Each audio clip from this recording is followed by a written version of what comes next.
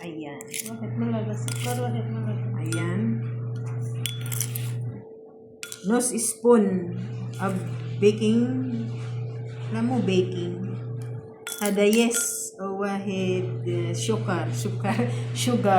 Ayan lang. Yan. Lagyan natin ng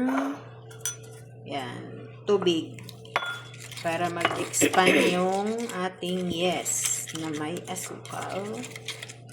Ayan. Ayan. Good. Ayan. Ang ating chief cook is my Sri Lankia. Ayan. I-rest lang muna natin siya para mag-expand yung ating 10 minutes daw na i-rest yung ating yes. Ayan. Takpan lang natin. Ating coconut. Ayan. Mag-ano tayo ng coconut milk. Ayan. Anahin natin ng coconut milk. Ayan. Binili namin ito dito sa Bagala ng Royal. Sa atin ay ang mahal nung mahal ng inyog, Royal. Plus, na binabad sa tubig, nires ng almost 2 hours. Ayan, i-blender siya. 2 hours na binabad sa tubig para malambot. Stir natin yung ating coconut dahil kukuha tayo ng gata. Dahil nasa ref na nakalagay, kaya ayan. Blend natin siya sa mainit na tubig. Ayan.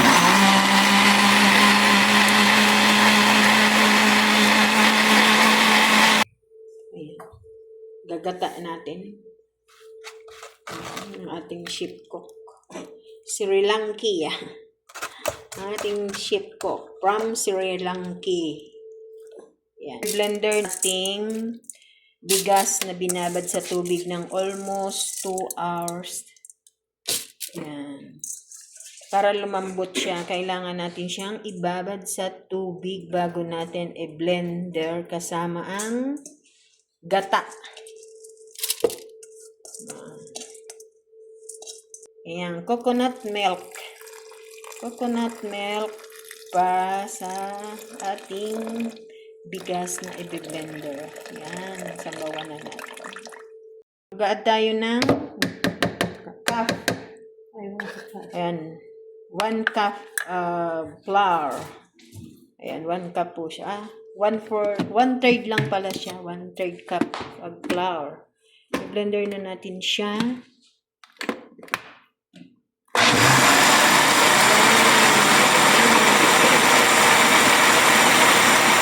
Kailangan natin siyang gilingin ng mabuti na pinong-pinong para masarap. Guys, yung ating bigas na binabad sa tubig at nilagyan natin ng coconut milk. Kailangan natin i-rest ang bigas sa lambot yung ating bigas pag giniling siya sa ating blender. Tapos sasabawan natin ng coconut milk. Ayan. Ayan, naglagay tayo ng another na coconut.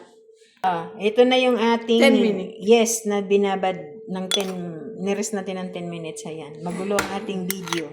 Kasi papunta doon, papunta dito. Ayan, pasensya na.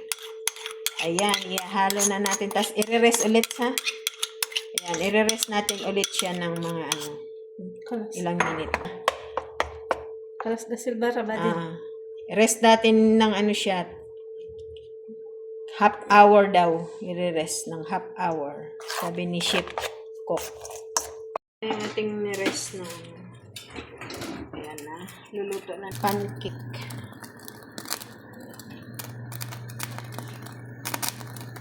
Salt.